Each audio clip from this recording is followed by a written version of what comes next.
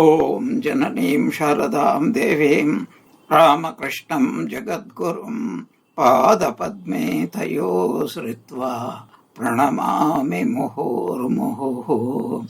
Om Sahana Vavato Sahanau Bhunakto Sahaviryam Karavavahai Tejasvinavadhitamastu ma vidvishavahai. Om Shanti Shanti Shanti.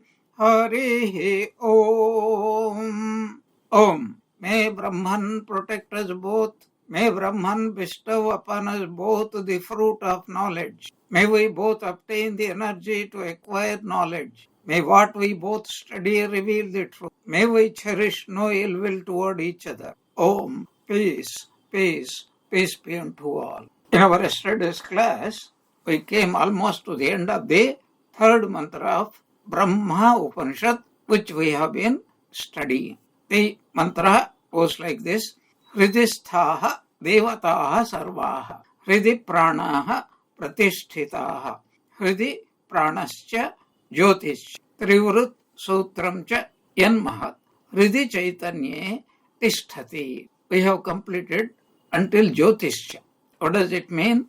Within each one of us, the entire, both the personal God as well as the impersonal God are firmly embedded.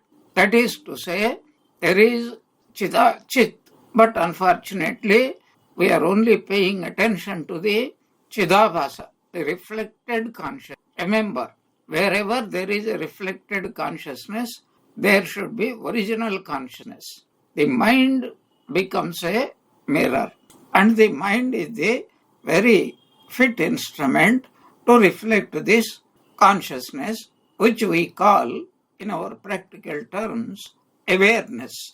Where there is pure consciousness, there must be also a mirror, and there must be, and inevitably, there will be a reflected image. So pure consciousness, the pure mind, and then the image that flashes there, the reflection that flashes there, a combination of these three is well known as Jivatma, as the individual soul. But the point the Upanishad wants to tell us, we are not Jivatma. Because of the mirror, as if we are looking at the mirror and then acting and reacting, but not directly approaching the pure consciousness. But what is the reflected mirror for? We all have mirrors at home. What do we do with them? A mirror is meant only for correcting ourselves. Of course, we mean here purely the physical body. But a mirror, it is a very wonderful instrument.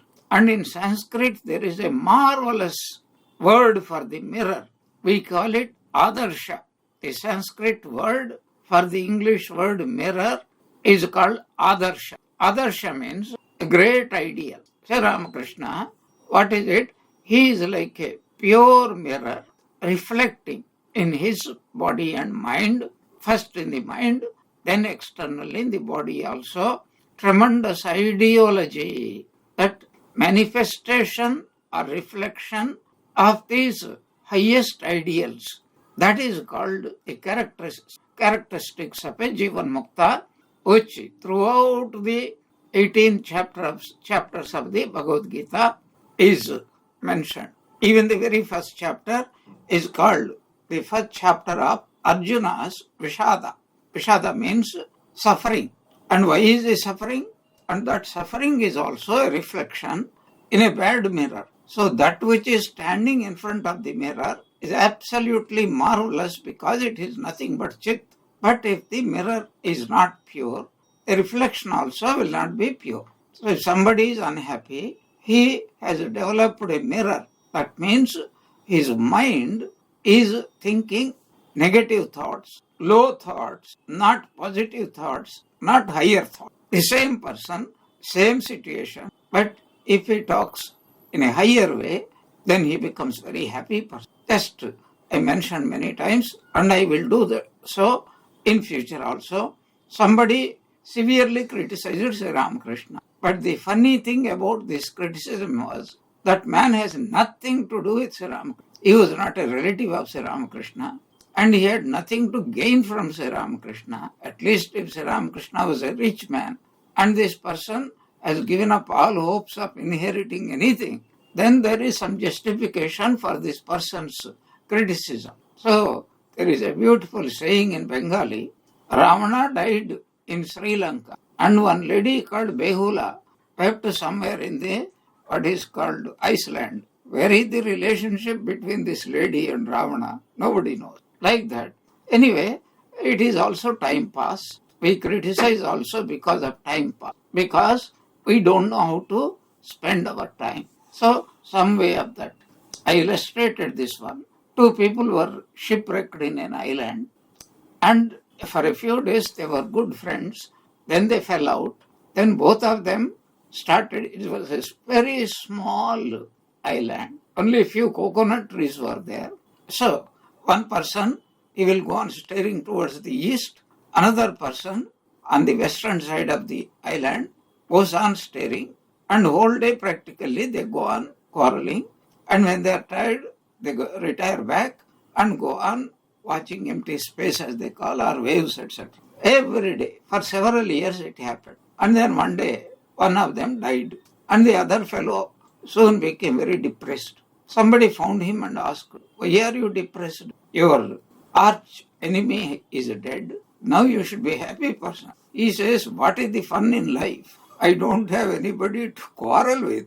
How am I going to pass my time? So most of the time, when people criticize others, a gossip means meaningless chatter. Really speaking, it is a time pass, not that we have got a special goal of criticizing somebody or anything. That is the result of not making a good program and sticking to it and improving self.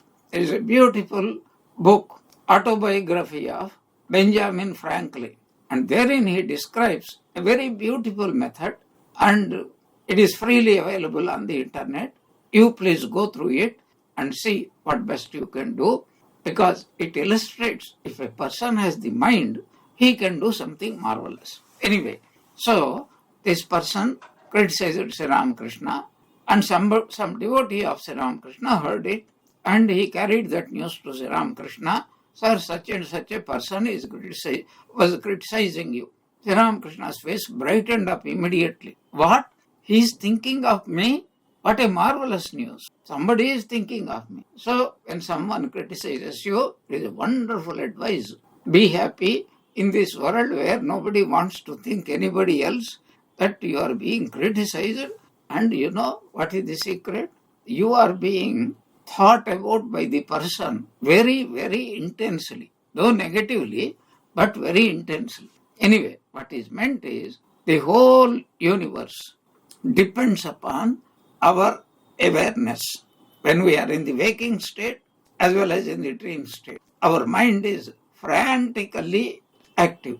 And therefore, the world we see is the world that we create. We are the creators. So that is the point I want to emphasize. That is the point Brahma Upanishad wants to emphasize. You are Brahman, or you can also a Brahma, a delusion. It depends upon your thoughts. You are happy, you are unhappy. You are bound, you are released. You are free. But it all depends upon what type of thoughts we cultivate. And that is being brought out in this third mantra, that all the gods and goddesses, where are they? In our heart.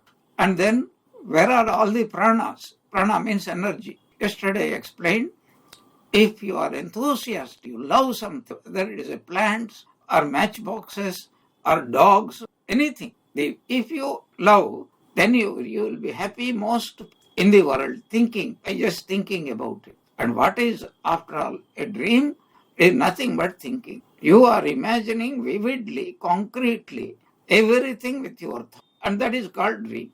And when your thoughts are very not so vivid, but only mere clouds floating in space, that is called imagination. And when you think that something is like this, and that is called waking state. There is absolutely no difference, as we studied in the Mandukya Upanishad, between the reality of the dream and waking state, because how we understand something and act and react, that is what is. So this is the essence of the third mantra. Hridi pranaha pratishtita. All the pranas. So whether a person says that I am not able to digest, let him go on meditating, I am able to digest. And for that, the Divine Mother had given us a beautiful mantra. Ya Devi Sarvabhuteshu Kshudirupena Samstita. So Kshut means hunger. You are not getting sleep, then you recite this hymn, that particular verse. Ya Devi Sarvabhuteshu Nidra Rupena Samstita. You will get. Go on practicing it, you will get it. So if you don't have energy, Ya Devi Sarvabhuteshu Shakti Rupena Samstita. You are unable to understand, Ya Devi Sarvabhuteshu Buddhi Rupena Samstita. You want to be awakened to the higher truth, Ya Devi Sarvabhuteshu Chetaneti Avidhiyate. So all these shlokas are considered by our elders, rishis, as particular mantras to bring about the particular desired effect in people's marvelous thing. So Hridi Pranasya, where is this universal God or personal God? Here prana means Hiranyagarbha. Where is he? He is in your heart. He is you. You are he.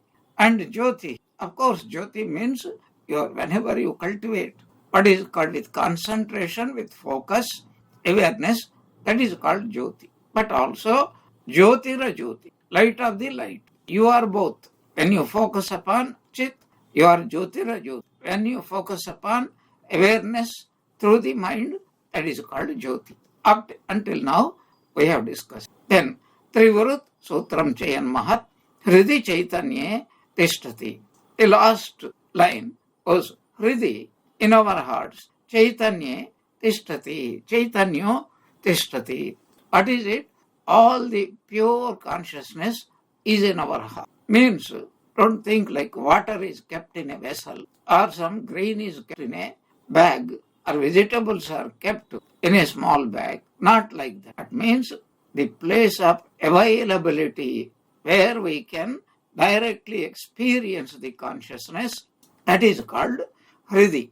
Hridi, that is why all the meditational mantras inevitably, invariably start only with the heart.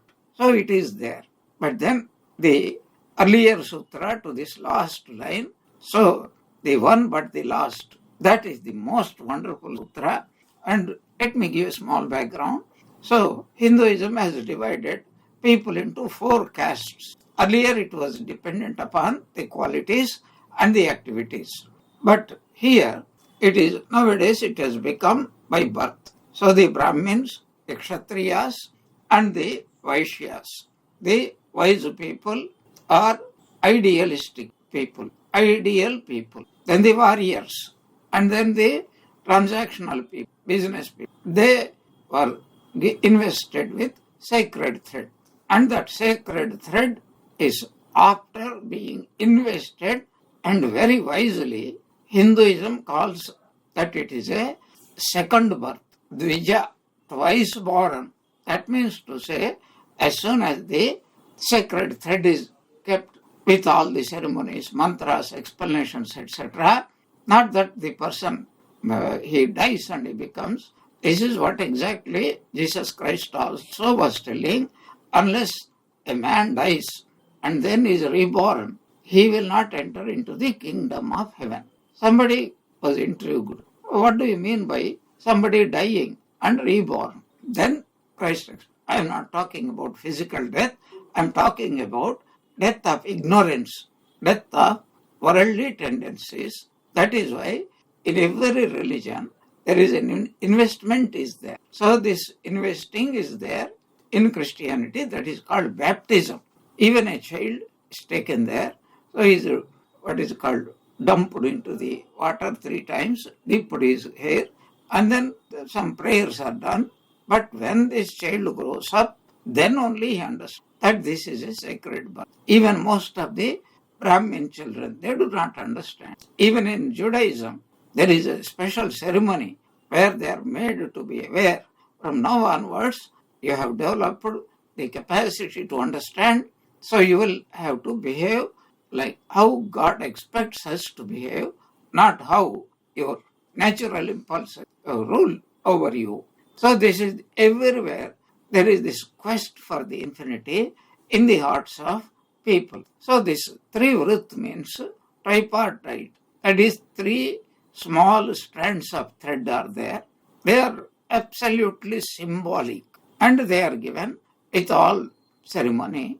And there is, I am going to narrate to you from the life of Sri Ramakrishna, and this is how you have to understand what this Brahma Upanishad is exemplifying. Sri Ramakrishna really lived out that life. And then in Mahat, so the highest, according to Sankhya school of philosophy, Prakruti is the highest manifestation of Maya. And Prakruti manifests or degenerates into some change takes place, and that is the first change that takes place, like Hiranyagarbha or Brahma, that is called Mahat.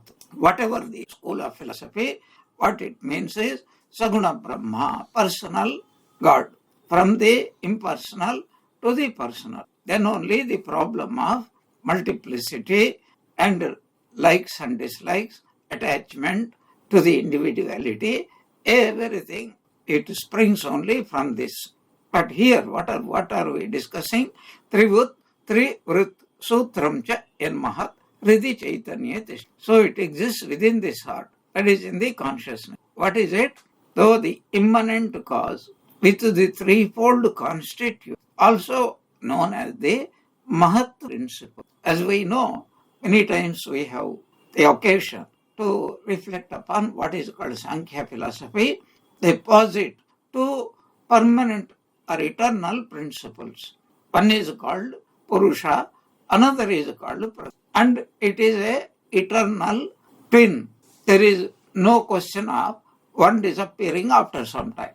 But that was a time when the thought process was being still distilled and then being improved upon. Later on it became Vedanta, and the highest expression of Vedanta is what we call the monistic Advaita religion, in which the same impersonal supreme reality is not that it becomes. Let me explain this, even though so many times I have done. Because we are human beings, because our mind can only understand what is called finite, what is called multiplicity. So if at all Vedas are talking about this Nirguna Brahma, impersonal reality, it is beyond our concept. As Ramakrishna says, Brahman can never be expressed in thought, word, or much less in deed. So then we can never understand. And the very first chapter of Gospel of Sri Ramakrishna brings out this subject. God is with form, God is without form, God is beyond both form and formless. What we need to understand is, so long as we are working through the mind, God can be with form, God can be without form, but not at separate times, at the same time. And that is the beauty of duality. For example, if you want to know this is light, you must be aware of darkness. So the knowledge of darkness will not come after you stop thinking about the light. No, even to cognize that this is light, we require that simultaneous concept, this is not darkness, this is not light, this is good, this is evil, this is beautiful, this is ugly.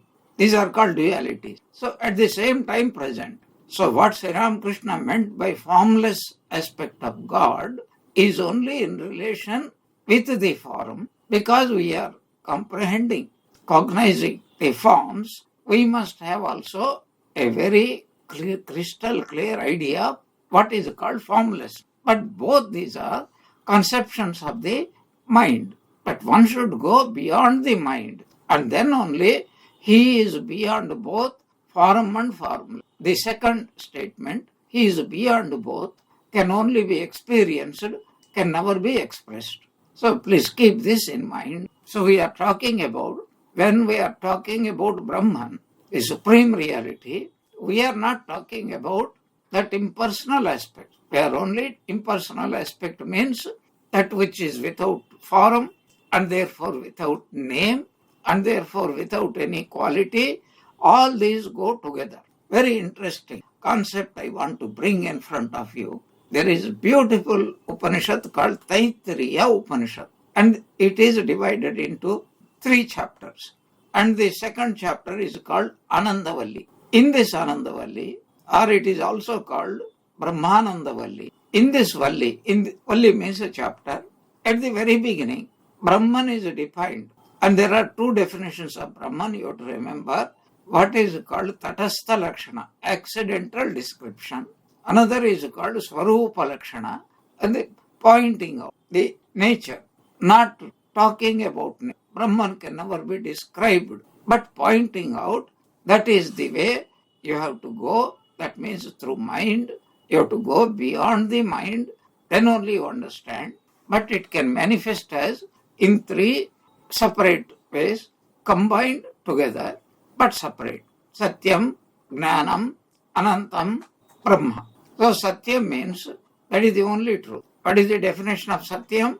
That which never changes. What is the definition of Jnanam? That knowledge which is not the resultant of minds coming into contact with an object, but that which is eternally existing. And both these are related to Anantam. That means infinite truth, infinite knowledge. Now, what is the point I wanted to highlight and point out to you?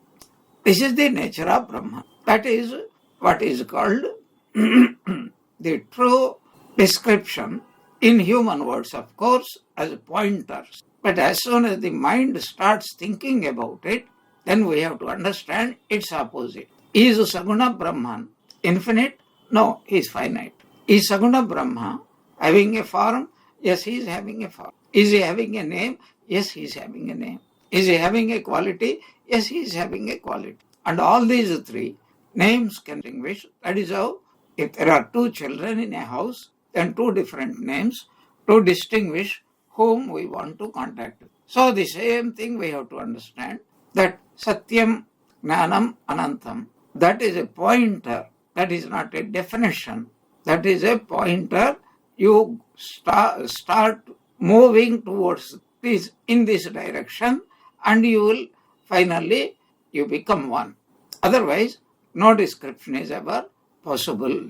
The moment we describe, we are not describing about the supreme reality, we are describing about the personal reality.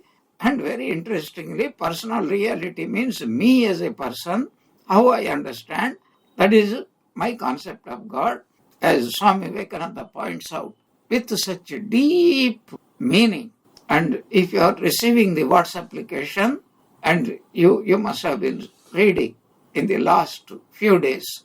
So if there is a ant, if there is a buffalo, and if there is a human being, or if there is a fish, in Swamiji's words, and if you happen to question them, what's your concept of God? The fish will say it is the biggest fish in the world. And the Hindus literally take it. That is why he is born as Matsyavatara.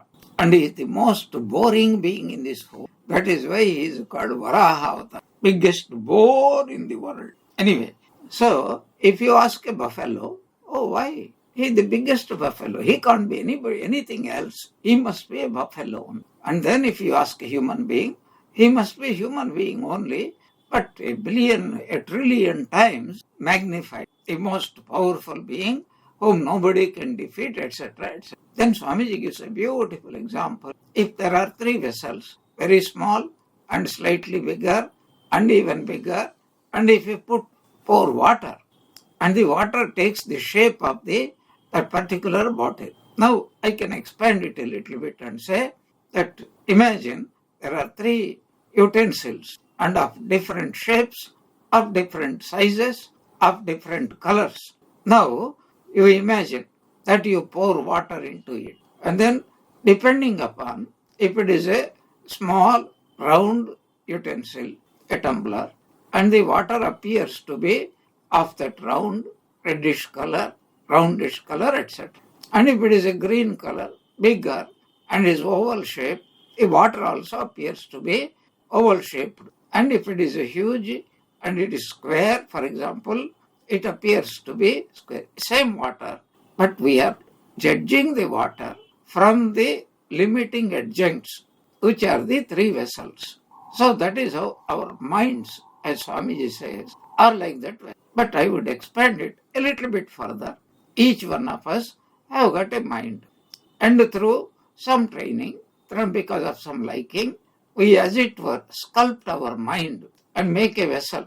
A musician makes a musician mind. An artist makes a artist mind. A scientist makes a scientist mind. So like that, when the what is called pure Brahman in the form of knowledge is received in these different minds, the scientist, because he worked hard and he shaped that utensil, then he obtains rather, or God manifests in that person in the form of scientific knowledge. Similarly, in a musician, in the form of musical knowledge. Similarly, in another person, maybe he is a poet, or a great cook, or a great administrator, or a great military leader, whatever it is. And that is what is meant by each soul is potentially divine. And we have to shape our minds in particular ways and offer it to God.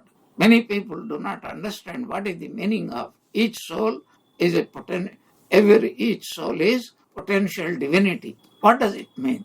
The Brahman, the supreme reality, is everything. That is the highest understanding. But suppose somebody has trained his mind to be a musician. So he was a potential musician and he became a trained musician. Now he must manifest that music talent and offer it as his worship to the divine by singing about the divine, and only with the idea that I want to reach divine, then that potential musician or singer, he will reach God. If a scientist, become a good scientist, and then you use that scientific knowledge for worshipping the divine Lord in the form of the whole world, or people, animals, living, non-living. Now the non-living has become the biggest topic, what we call environmental cleanliness, purity. And we are all suffering from it, from unseasonal manifestations of certain seasons, etc. So this is how, wants to say, the whole universe is nothing but our reading of that impersonal God in the form of, call it, Saguna Brahma, personal God. And this personal God is what we call in the Prakriti, in the Sankhya Yoga language, Prakriti and Purusha. Simply speaking, that which is non-living is called Prakriti, and that which is manifesting as awareness is called Purusha. And this is a combination of Prakriti and Purusha is nothing but the entire creation. There is nothing else. And how is this creation? Where from it is coming down? And that is what is being told in the Advaita, in the Sankhya. Prakriti, that means the original matter, what is called material from which this whole universe has been made. It is called Saguna Brahma in Advaita Vedanta. Remember, Prakriti means Saguna Brahma in Advaitic language. Divine Mother in Sri Ramakrishna's language consists of three qualities, Sattva, Rajas and Tamas. Now we can also say that is the waking state, that is the dream state, and that is the deep sleep state. We can also say the gross body, the subtle body, and the causal body. These are different terminologies for the same truth. And that is what is being told here. Trivrit Sutram Chayan Mahat. So that Mahat, which is the first manifestation, according to Sankhya school of philosophy of Prakriti, it has come down in the form of Mahat. And that Mahat slowly, so-called, manifested or degenerated into the five elements, both the subtle called Tanmatras and the gross, which combine with each other, five, what is called physical elements, the space, the air, the fire, the water, and the earth, etc.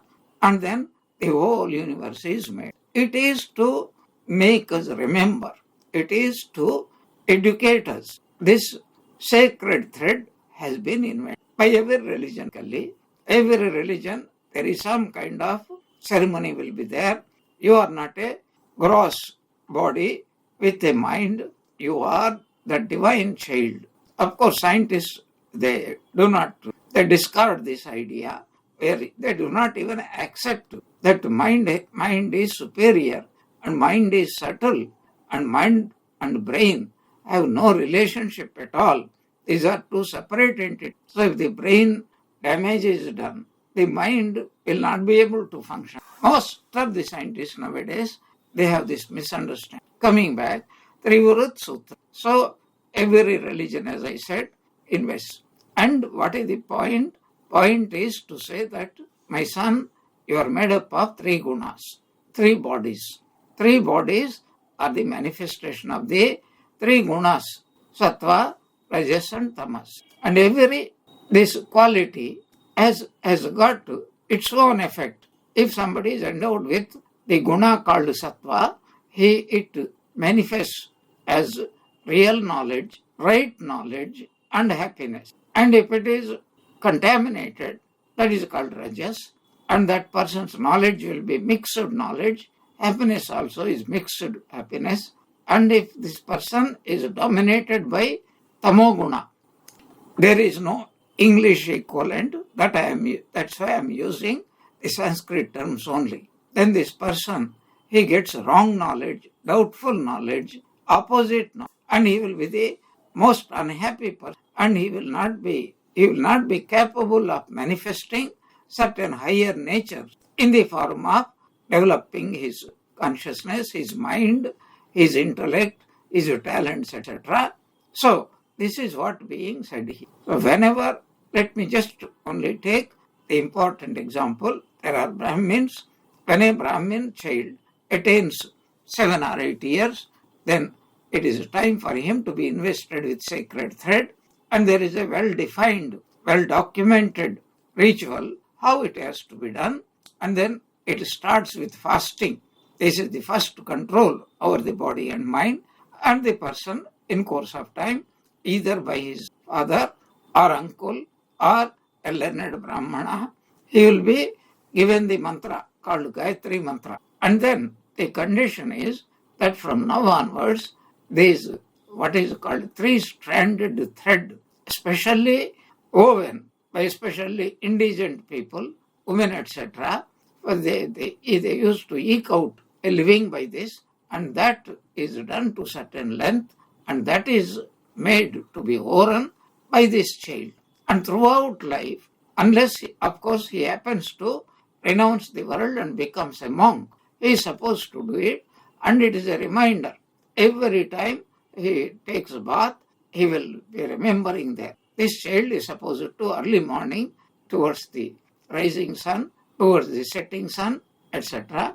He is supposed to repeat this Gayatri mantra, etc. But the important point is that what I wanted to bring to your notice. Sri Ramakrishna brings this sacred thread ceremony, inner symbolism, on the very first day that M meets Sri Ramakrishna. Sandhya means the special ritual that is accompanied before and afterwards. It is the Gayatri mantra, or the repetition of the Gayatri mantra is sandwiched between the earlier rituals and then later on rituals.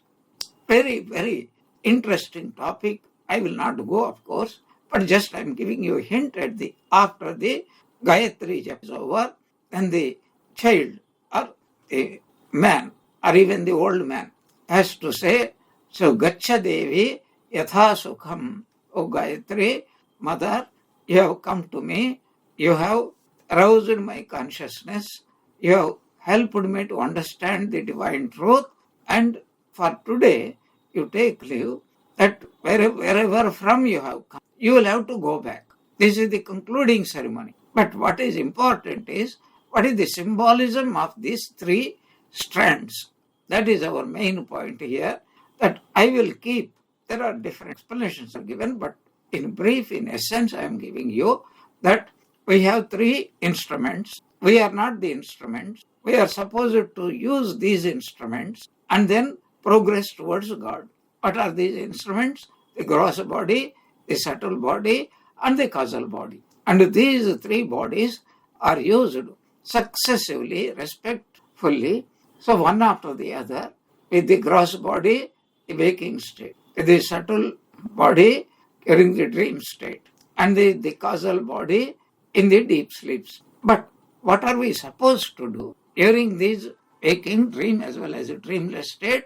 We are supposed to purify ourselves, our bodies, our mind. That is why whenever anybody, any Hindu who starts worshipping God, he will be, the very first thing is, after sitting calmly and quietly, after the very first act should be lighting a lamp.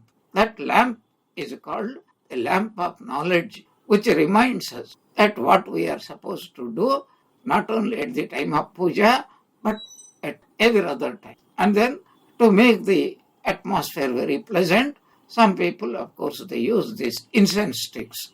But that is not part of the system, because when some people are very allergic to this incense stick, then that person is supposed to avoid it. But because people are very sentimental, so many people approaching me, what shall we do? I say, take the incense stick and then just wave it without lighting it up. So there are some extreme cases, helpless cases. Even the raw incense stick also creates allergy in them. That is, we cannot help them.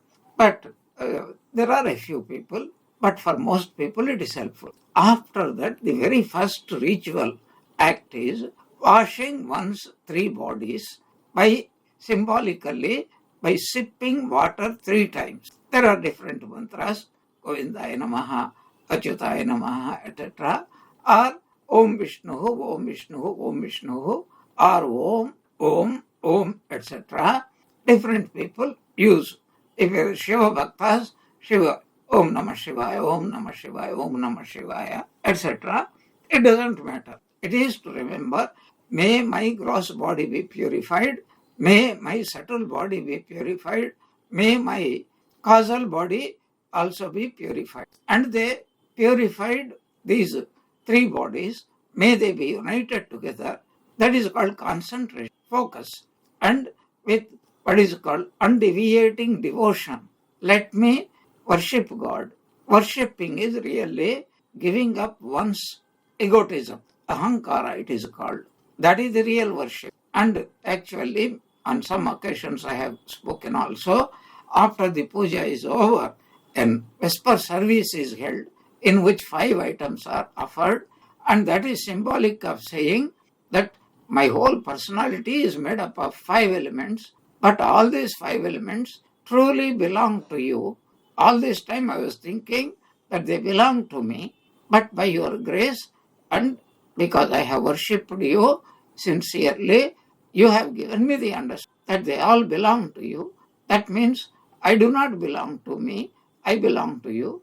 That means the whole universe again has come out of you, so it belongs. That understanding, if it has come, symbolically expressed that the space is yours, and the air is yours, the fire is yours, the water is yours, and the earth representing food is yours. Or in another way of saying it is not yours. It is you yourself have become the. There is nobody called me or anybody. This was the lesson Totapuri Maharaj had to learn with very painful suffering towards the end after staying practically 11 months in the presence of Sri Ramakrishna. That is a different story. I am not going into it. But what is meant is every young boy who is invested with this sacred thread is told, your body, mind, and the causal body, everything has been given to you, gifted to you by God. But the Christians will say that God has given you this body and mind.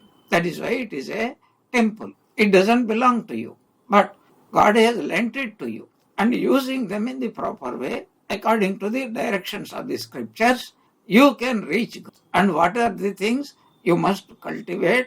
those qualities which are pleasing to God, which will make you more holy, more wise, and more happy. Sat, Chit, and Ananda. And the very first thing is Satyam. That is truthfulness. You be truthful. It has tremendous meanings, which again, I am not going to go into details, which I have already explained in many of my other classes. Now, what is the point? That which takes us the truth, that is how that is the meaning of our adhering to truth. And in our Vedic times, this right understanding, that is called Satyam. But the application of how we can become that truth and become merged in that truth is called Ritam. And this concept of Ritam has, in course of time, degenerated, as it were, into what is called Dharma. Right? Yes. Anyway, what I said, so every boy invested, he must be truthful, he must be always with the idea, nothing belongs to me, everything belongs to you. Now, this is what I promised at the beginning of this talk. Ramakrishna was born of a Brahmin, and when the time came, by that time his father passed away, his elders, his mother was there, two elder brothers were there, two sisters, one elder sister and younger sister were there, and very close relatives were also there, very close friends were there. They all decided to do a grand ceremony also.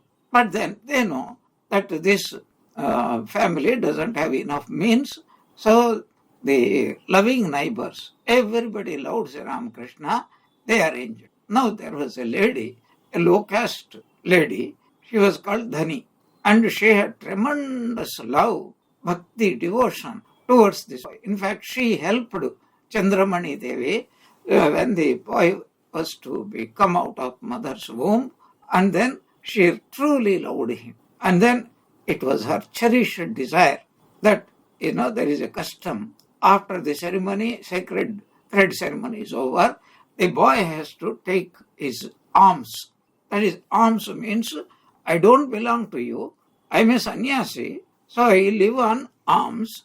I don't have to simply rush into the kitchen and say, this is my kitchen, my food. No, from now onwards, you have to live like a holy man, saying that I do not have anything, everything belongs to me. So, he has to take first few days alms. Even a sannyasi have to take alms only. And even if it is an established ashrama, whenever we eat food, we have to consider it only as alms, not as our divine right. Anyway, so this lady, she one day expressed her desire. My son, I am born in a low caste, but it is my greatest wish that the first food you will receive from me. I don't know whether it is possible. And the boy knew who is sincere, who is truly loved. Immediately said, Mother, do not worry. I will accept my first alms from your hands. And she knew he was a truthful person. Everybody knew in Kamarpukur, where he was born, Sri Ramakrishna was from the very beginning, he will never deviate 1 millimeter from truth. And she knew her desire is fulfilled. God had fulfilled, heard her prayer.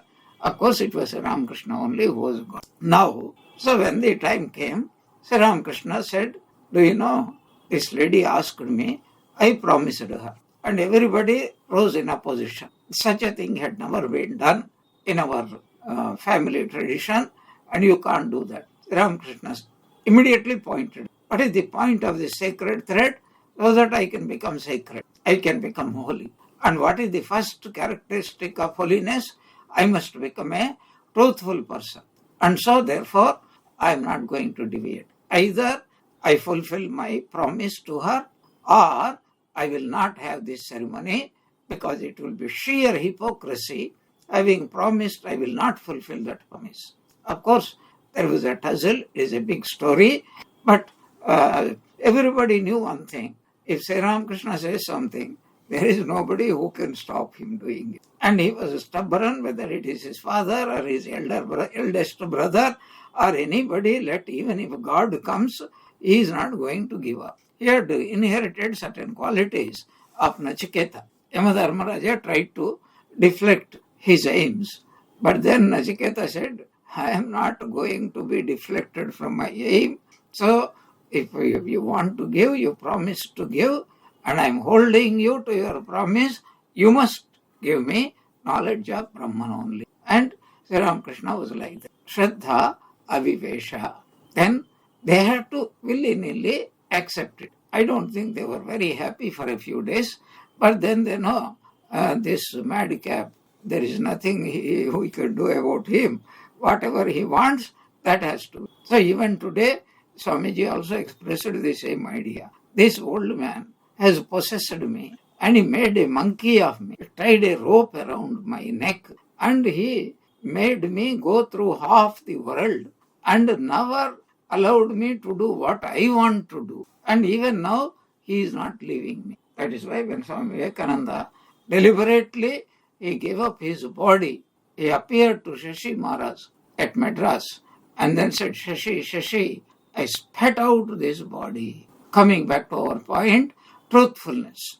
But as I mentioned many times, this also one has to keep in mind. So, any quality or all qualities can be divided into sadguna, durguna, good qualities and its opposite, evil qualities.